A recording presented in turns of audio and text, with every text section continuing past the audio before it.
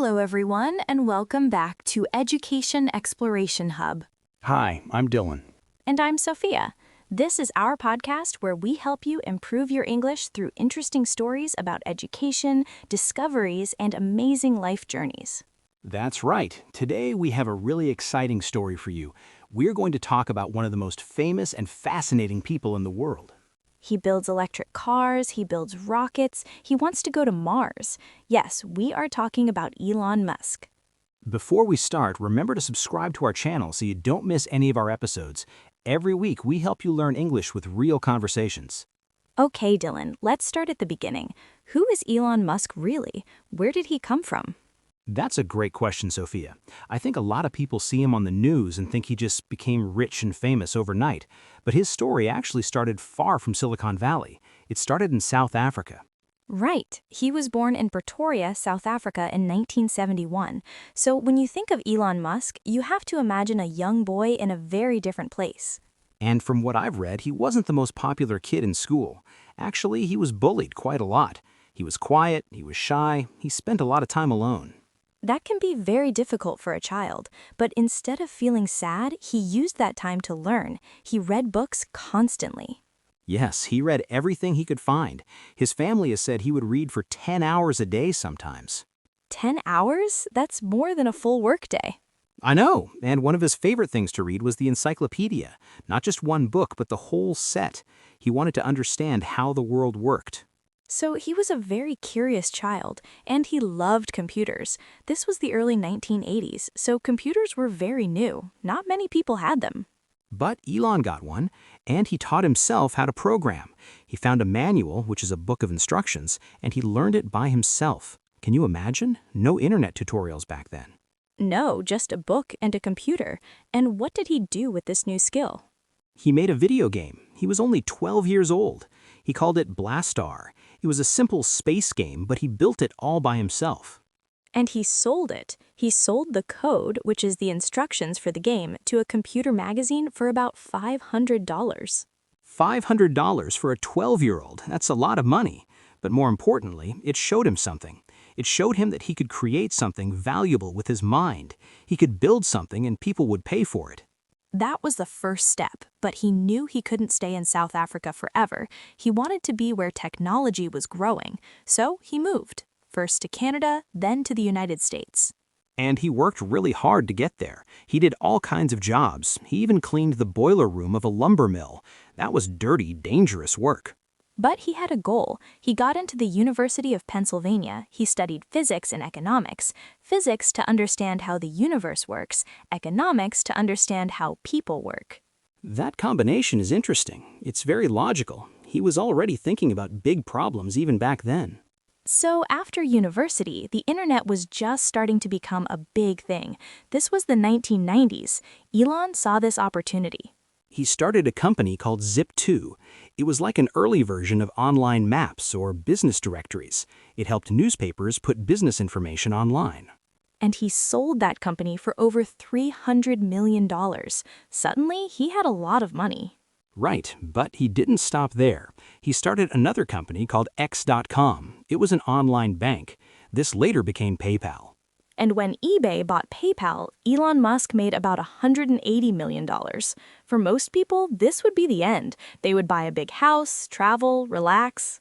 But not Elon. He had different ideas. He looked at his money and he thought about the future. He had two fears.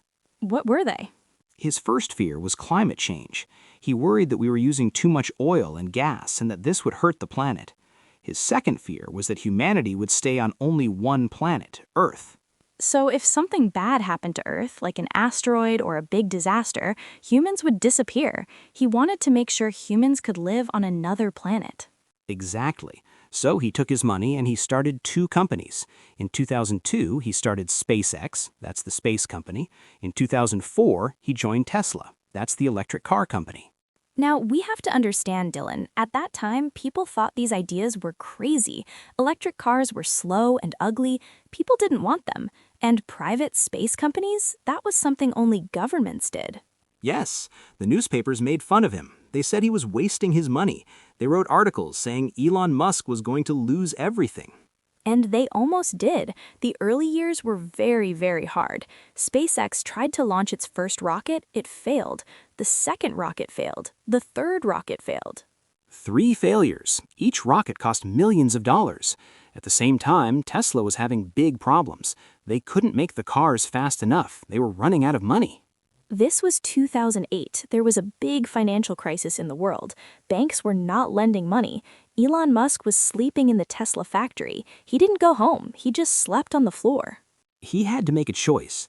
He had just enough money left to save one company. He could save Tesla or he could save SpaceX, but not both.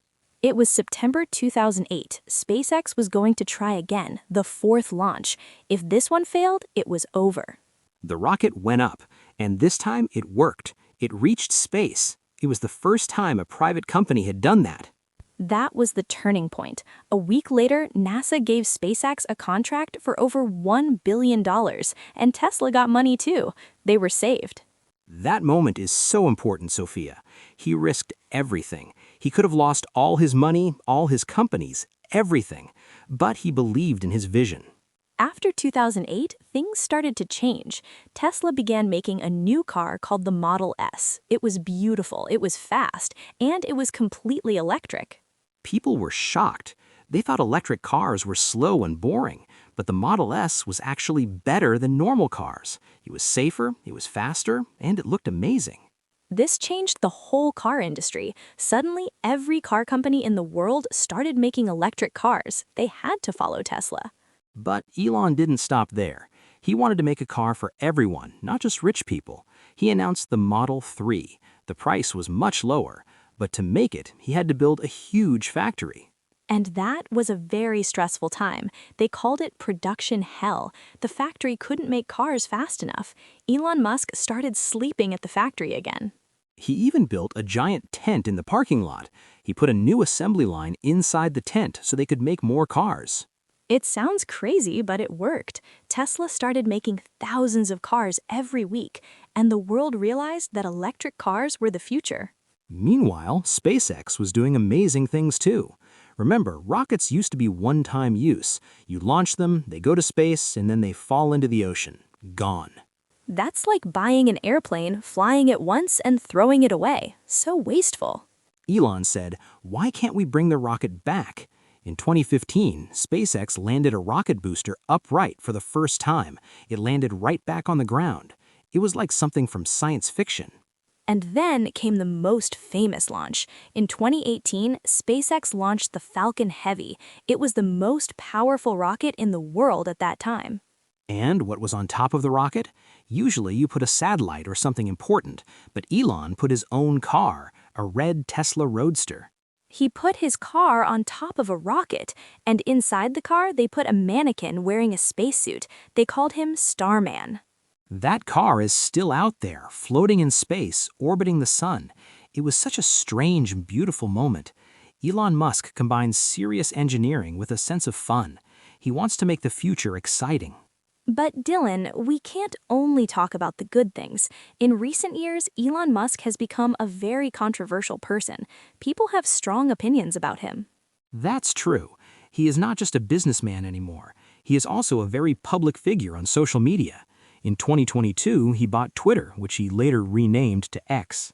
The purchase was very dramatic. There were legal fights. He walked into the Twitter headquarters carrying a sink, and he said, "Let that sink in."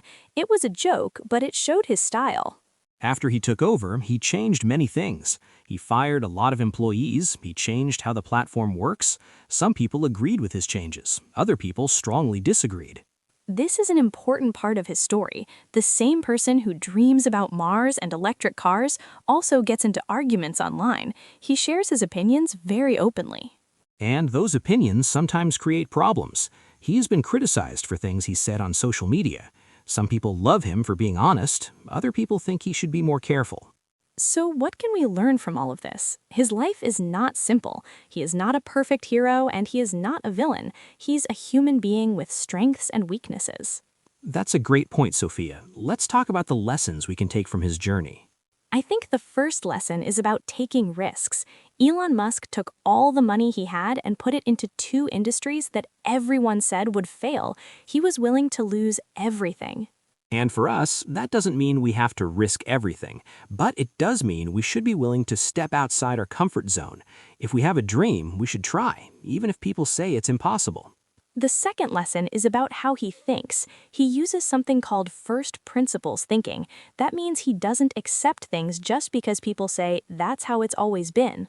Can you give an example? Sure, when he wanted to build rockets, people told him rockets were very expensive. He didn't accept that answer. Instead, he went and looked at the price of the raw materials, steel, aluminum, copper. He realized he could build a rocket for much less money. So he broke the problem down to its most basic parts. That's a useful way to think about any problem. Don't just accept what people tell you. Ask yourself, what is actually true here? Exactly. And the third lesson is about persistence. Elon Musk failed many times. Rockets exploded, cars didn't get made on time, people laughed at him, but he kept going. He once said, if things are not failing, you are not innovating enough.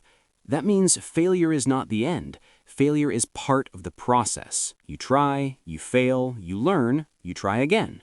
That is a good mindset for learning English too, right? We make mistakes, but mistakes help us improve. Absolutely. Every mistake is a step forward if we learn from it. So where is Elon Musk now? What is he working on today? He is still working on many things. SpaceX is building a new rocket called Starship. It is the biggest rocket ever made. He wants to use it to take people to Mars. He wants to build a city on Mars. That is still his big dream. He wants humans to become a multi-planet species. He is also working on artificial intelligence with a company called XAI, and he has a company called Neuralink that is trying to connect the human brain with computers. And of course, he still runs Tesla. The company is now one of the biggest car companies in the world. So his journey is not over. He is still pushing, still trying to do things that many people think are impossible. You know, Dylan, whether you admire Elon Musk or not, you cannot ignore his impact. He changed the car industry. He changed the space industry. He made electric cars normal. He made reusable rockets real. That's true. He made the future feel closer. He made people believe that big ideas can become real. His life story teaches us something important. The future does not just happen. People build it. People who are willing to ask big questions and refuse to accept a no as an answer. And that is what we love to talk about here at Exploration Education Hub. Stories of people who explore, who discover, and who build. So that wraps up our conversation about Elon Musk today. We hope you enjoyed learning about his life and also practicing your English with us. What do you think about Elon Musk? Are you more interested in his rockets, his cars, or his personality? Let us know in the comments. We read them, and we love hearing from you. If you enjoyed this episode, please subscribe to Exploration Education Hub. Share this podcast with a friend who is learning English or who loves stories about big dreams. We will be back with another interesting life story next time. Until then, keep practicing your English and keep exploring. Thanks for listening, everyone. We'll see you in the next episode. Bye for now. Bye.